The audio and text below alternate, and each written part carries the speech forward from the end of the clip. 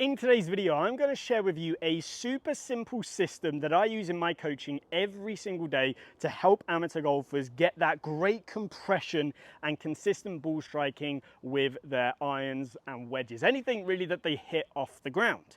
Now, if you're a golfer who struggles with fatting the ball, thinning the ball, or overall you just look at your iron play and go, I should be hitting these a lot crisper, I just don't feel like I'm getting enough out of it, then today's video is going to be perfect for you.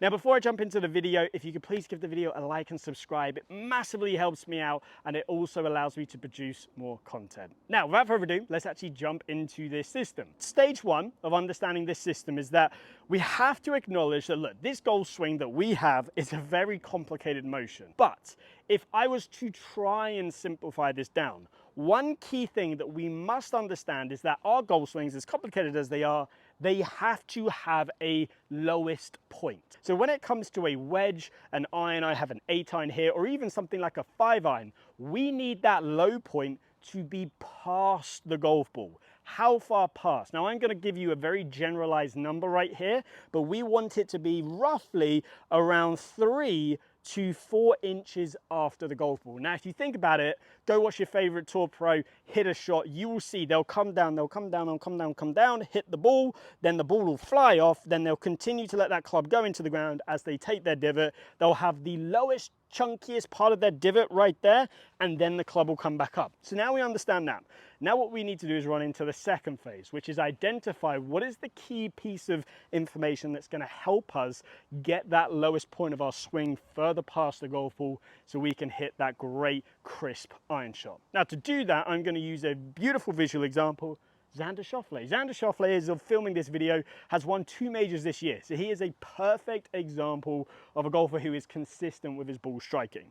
So what I've done here with Xander is I have drawn a circle around his lead shoulder joint.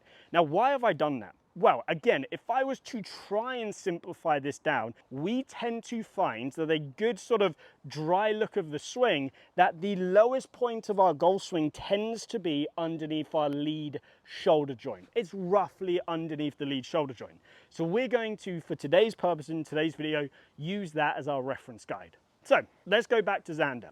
So as we can see, Xander is now swinging back, and as he swings back, he gets that left shoulder working down and around. I'll talk a little bit about that later on, even though it's not the most crucial part of today's video. The key bit is what he does from the top of the backswing down to a position us golf coaches like to call position 6. Very simply, this is where the shaft is parallel to the ground in the downswing.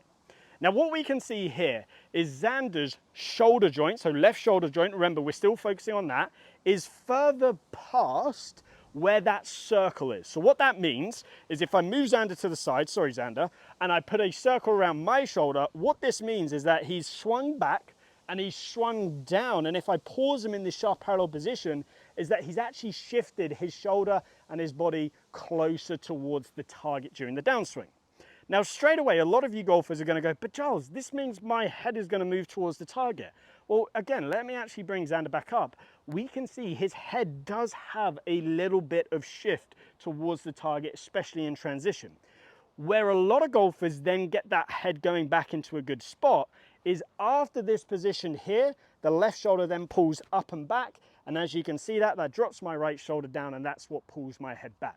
So don't worry, if you feel like as you do this, your head does work towards the target, that's absolutely fine, because when you start to pull that left shoulder up and back, that's when the head's gonna come back. So I just wanted to get that out there because I know somebody would ask that question down below. But the key principle is that from setup, he then swings back, he then shifts down, and his left shoulder joint is further past where it started. It's closer towards the target than where he started. Now, as I said, the left shoulder joint is going to determine low point roughly, so that's going to then allow you to get your low point past the golf ball. So with that in mind, now that we understand that concept, now let's talk about, okay, how can we train this? And this isn't necessarily the easiest thing in the world to train. So what I would say is always use some sort of video feedback, because so what I feel versus what's actually happening can be 2 completely different things. If I grab a golf club and place it on my shoulders like this, and again, for the purposes of this video, I'm going to draw a circle around that shoulder joint. What I see so many golfers do is as they swing back, number one, the left shoulder works far too level or even slightly up. If you do this, you can see from downline view, I've come out of my body angle, it's not what we want to see. If we bring Xander back up, you can see as Xander swings back, that left shoulder in the backswing works slightly down and around. Now, if I do that here, you can see that this golf club is roughly pointing about 4 to 5 feet outside of the golf ball. That's a fantastic mark for you. Now, once we're in this position, what do I see a lot of amateurs do? A lot of amateurs, again, if I leave that circle there, they'll either just spin out, their shoulder at this position here at P6 will either be in the position it started or slightly back at it. Guess what? You're going to fat it and thin it from there. Versus, again, as we know with Xander, what he did was from this position, he shifted his left shoulder forwards of it. Now, as you do this with this golf club on your shoulder, I want you to get yourself in a position at the top to where this point's about 4 to 5 feet outside of the golf ball.